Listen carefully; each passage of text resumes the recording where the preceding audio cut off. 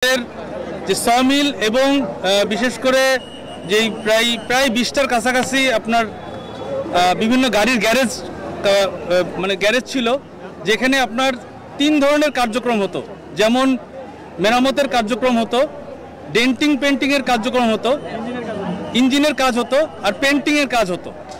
এখানে আপনার যে ধরনের দ্রব্যাদি যেমন ছিল, অক্সি অ্যাসিটিলিন শিখা ছিল যেটাতে মেরামতের কাজ হয়, থিনার পেইন্ট ছিল যেটা দিয়ে পেন্টিংয়ের কাজ হয়, অথবা মানে বিভিন্ন এছাড়াও আপনার বিভিন্ন সিলিন্ডার ছিল। এই সিলিন্ডার, এই থিনার পেইন্ট, তারপরে আপনার অক্সি অ্যাসিটিলিন শিখা, আপনারা জানেন এগুলো সবই হাইলি কম্বাসেবল আইটেম।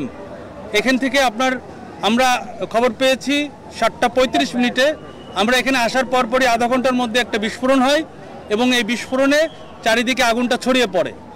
আগুনটা এতটাই ভয়াবহ ছিল যে এটা আমরা আসলে বুঝতে পারছিলাম না যে কিভাবে কোন দিক থেকে কোন দিকে সোর্স আগুনটার, এটা আমাদের খুঁজে পেতে অত্যন্ত কষ্ট হয়েছে এবং আমাদের প্রাণপণ চেষ্টা ছিল যে আমরা যেন আগুনটা ছড়াতে না দেই। কারণ এই গ্যারেজ এবং সমিলের আশেপাশে আপনারা দেখে থাকবেন যে 7তলা 8তলা হাই রাইজ বিল্ডিং, 10তলা, এখানে যে পরিমাণ গাড়ির গ্যারেজ রয়েছে, এই গাড়ির গ্যারেজের একটারও কোনো মানে এই এলাকাটার পুরো আমাদের কোনো কমপ্লায়েন্স ছিল না।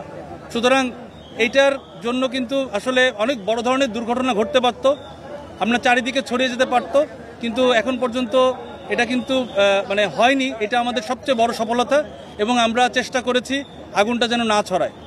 এই এরিয়াটা আবারও আমাদেরকে ভালো করে চেক করতে হবে এবং সিলিন্ডার এবং অন্যান্য যেসব থিনার পেইন্ট সহ অন্যান্য হাইলি কম্বাসেবল যেসব আইটেম রয়ে গিয়েছে এগুলো আমাদের একটা একটা করে এরিয়া চেক করে তারপরে ক্লিয়ার করতে হবে। সুতরাং আমাদের অনেক সময় লাগবে, যদিও এখন নিয়ন্ত্রণ দিয়েছে, কিন্তু আমাদের এই ড্যাম্পিং ডাউনে অনেক সময় লাগবে। এখানে যারা দোকানদার এবং যারা কর্মী রয়েছেন তারা এখনো রয়েছেন।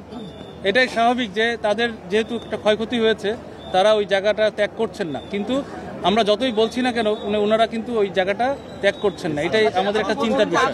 বিস্তারিত এখন বলা যাচ্ছে না, এটা আনুমানিক আমরা বলতে পারবো। প্রাথমিকভাবে আমাদের সোর্স এটা তদন্ত সাপেক্ষ।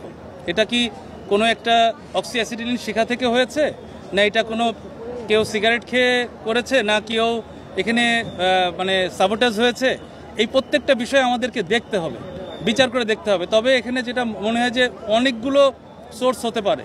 অক্সি অ্যাসিটিলিন শিখা বললাম, তারপরে থিনার পেইন্ট বললাম, তারপর সিলিন্ডারের আর বিদ্যুতের শর্ট সার্কিট থেকেও হতে পারে।